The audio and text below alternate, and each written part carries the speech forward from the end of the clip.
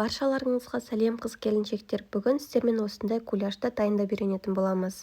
Қыздар, ең алдымен етімізді жуып, осылай видеодағыдай етіп кесіп турап алатын боламыз. Егер де қаласаңыздар, үлкен етіп турасаңыздар да болады. Келесі кезекте жуамызды осылай видеодағыдай ұсақтап кесіп шығамыз. Бұл тағамды менің отбасым өте сүйіп жейді. Міндетті түрде қайталап жасап көріңіздер. Осы мезетте қазанымызды немесе сковородкамызды қыздырып, майын құятын боламыз. Майы қызған соң етімізді салып қуырып алатын боламыз. Сәл қуырып қақпағын жауып қоямыз. Сол кезде суы шығып, әдемі болып піседі. Осы мезетте үстіне пиязымызды салып, біркелкі тағы да араластыратын боламыз. Керекті мөлшерде тұз бен бұрышымызды салып, тағы да араластырып аламыз. Осы мезетте томат пастасын салған болатын, бірақ видеоға түспей қалыпты. Келесі кезекте суымызды құйып, бір қалыпты массаға келгенше араластырамыз.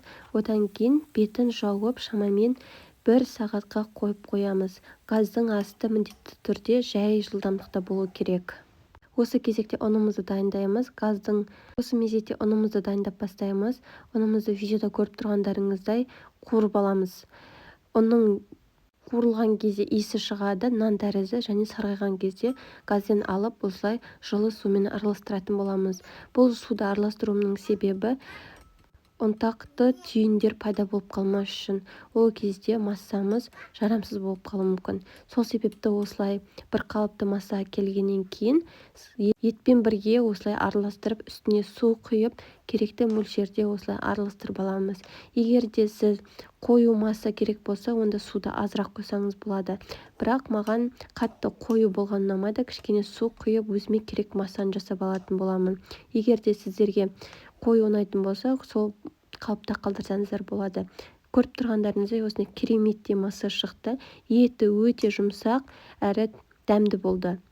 Міндетті түрде қайталап жасап көріңіздер. Сіздерге ас болсын. Видеоны соңына дейін қарағандарыңыз үшін сіздерге үлкен рахмет. Сау болыңыздар. Келесі қандай тағам түрін жасағанымды қалайсыздар? Міндетті түрде лайк басып, комментарий жазып, подписация жасап қойыңыздар.